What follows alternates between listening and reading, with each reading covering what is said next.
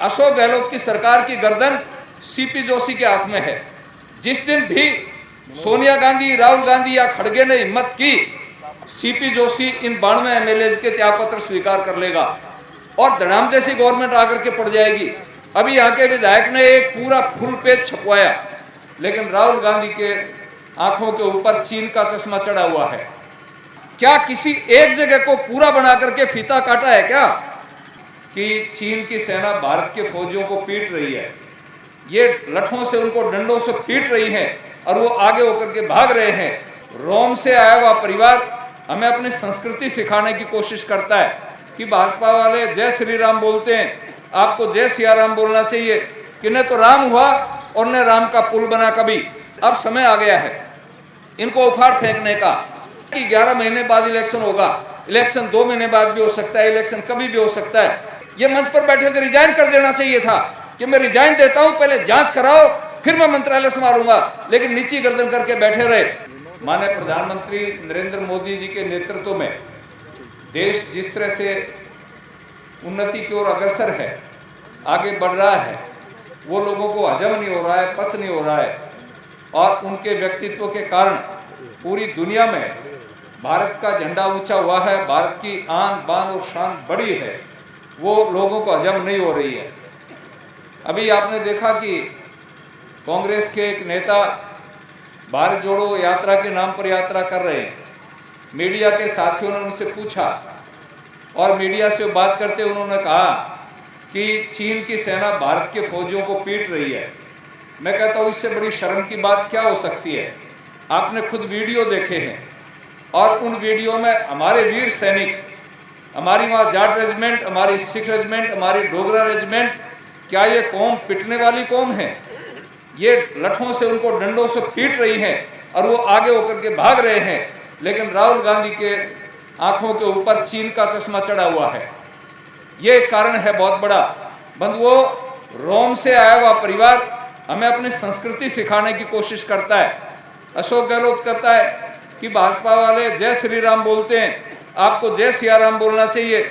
मैं आपसे निवेदन करता हूँ, मनमोहन जी प्रधानमंत्री थे और उस समय उनको किसी वैज्ञानिक ने एक सलाह दे दी कि रामेश्वरम के अंदर समुद्र में बहुत सारा यूरेनियम भरा पड़ा है, इसको खुदवाना चाहिए और उन्होंने कंपनी को टेंडर दे दिया। लेकिन हमारे धर्म के प्रति समर्पित रहने वाले लोग जब खड़े हुए और उनमें से कुछ लोग सुप्रीम कोर्ट गए और सुप्रीम कोर्ट जाकर के उन्होंने कहा कि यहाँ पर भगवान श्री राम द्वारा बनाया गया पुल है और वो हमारी एक ऐतिहासिक धरोहर है। बंधुओं, सुप्रीम कोर्ट के अंदर वर्तमान में तो सपा में भाज गया कपिल सिब्बल, वो उसमें कांग्रेस सरकार का मंत्री हुआ करता था। वो मंत्री एफिडेविट के माध्यम से कहता है कि न तो राम हुआ और न राम का पुल बना कभी। वो लोग आज जय सिया राम की बात करने की कोशिश करते हैं, उनको शर्म आनी चाहिए। आपको जवाब देना चाहिए कि तुम्हारा मंत्री कोर्ट में एफिडेविट दे रहा है, तुमने लोगों पर गोलियां चलवाई और आज तुम इस प्रकार की बातें करते हो। मैं आपसे निवेदन करना चाहता हूं कि अब समय आ गया है। अभी माननीय बहादुर साहब कह रहे थे विकास की बात, अभी यहाँ के विधायक ने एक पूरा फुल पेज छपवाया, आपने देखा होगा। उसमें क्या लिखा हुआ था, इतने रुपए स्वीकृत, इतने, मैंने सारी योजनाओं को अच्छी तरह से पढ़ा, सब जगह स्वीकृति था। क्या किसी एक जगह को पूरा बना करके फीता काटा है क्या? हाँ, फीते कटे हैं। हमारी पीएमजीएसवाई की सड़कों के फीते कटे हैं, सीआरआईएफ की सड़कों के फीते कटे हैं।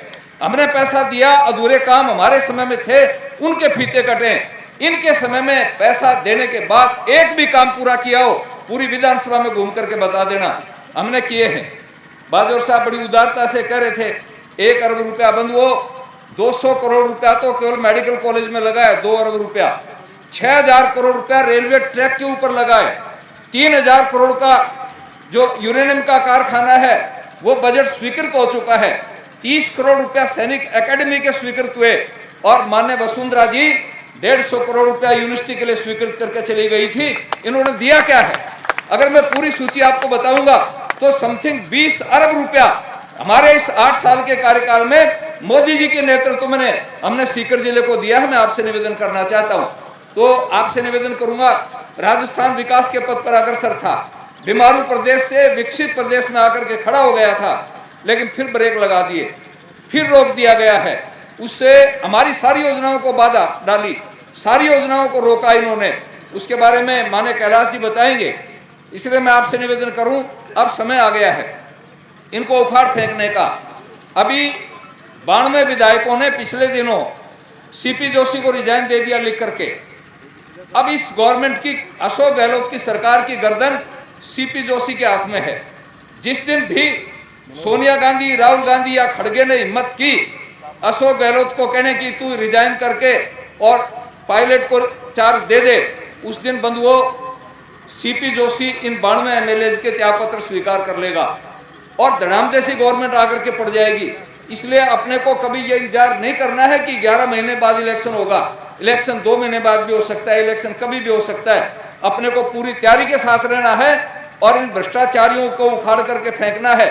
जितना कलंकित इस जिले को यहाँ के विधायक ने किया है, यहाँ का मुख्यमंत्री शिक्षकों के बीच में खड़ा होकर के कहता है बोलो तुम्हें पैसे ट्रांसफर के लिए पैसे देने पड़े क्या, और वो कहते हैं हाँ साहब दिए। ये मंच पर बैठे थे, रिजाइन कर देना चाहिए था कि मैं रिजाइन देता हूं, पहले जांच कराओ फिर मैं मंत्रालय संभालूंगा। लेकिन नीची गर्दन करके बैठे रहे, बाद में सफाई देते रहे। इससे बड़ी शर्म की बात हमारे जिले के लिए क्या हो सकती है।